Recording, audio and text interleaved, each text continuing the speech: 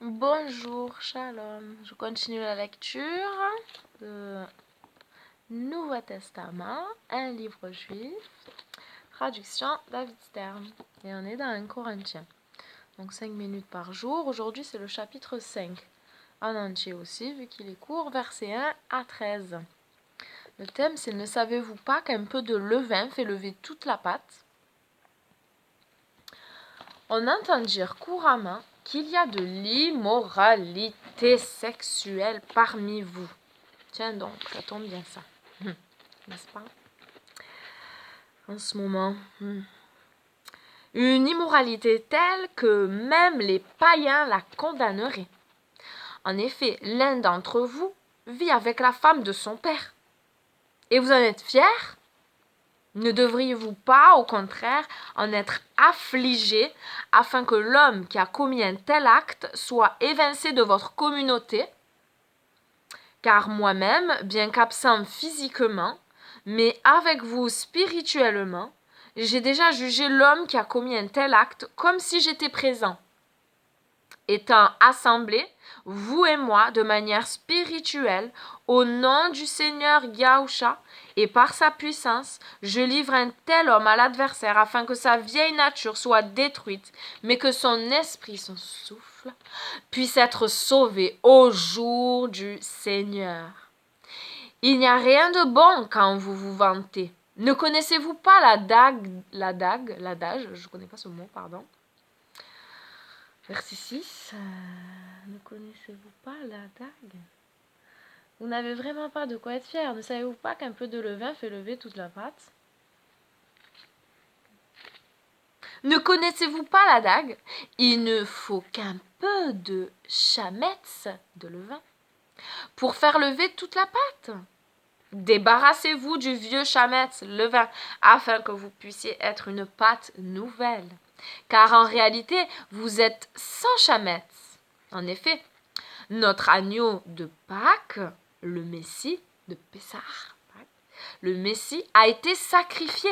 Célébrons donc le Seder, non pas avec les restes du chametz, le chametz de la méchanceté et du mal, mais avec le matzah de la pureté et de la vérité.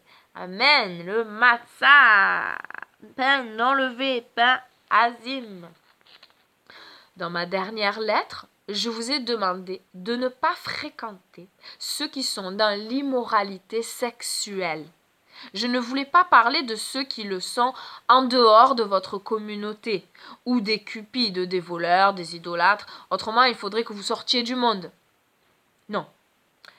Je vous ai demandé de ne pas fréquenter celui qui, bien qu'il se dise frère dans la foi, est dans l'immoralité sexuelle, ou dans la cupidité, ou l'idolâtrie, ou l'ivrognerie, ou même qui pratique le vol. Vous ne devriez même pas partager un repas avec une telle personne. Ce n'est pas mon affaire, en effet, de juger ceux du dehors. N'est-ce pas plutôt ceux qui sont dans la communauté que vous devriez juger? Si. Ceux du dehors, c'est Dieu qui les jugera. Simplement, chassez du milieu de vous celui qui fait le mal. Amen.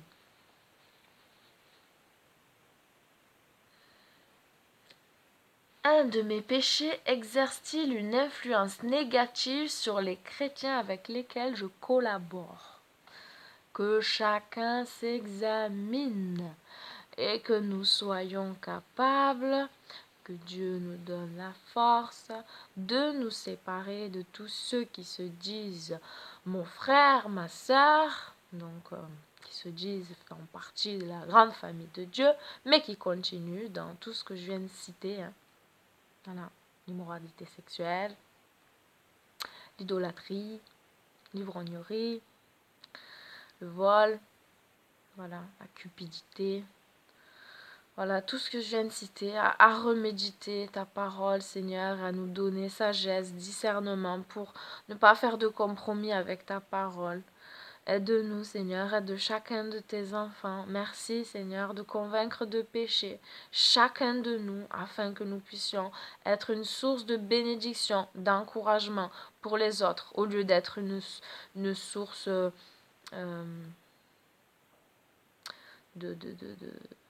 comment dire, pour tomber.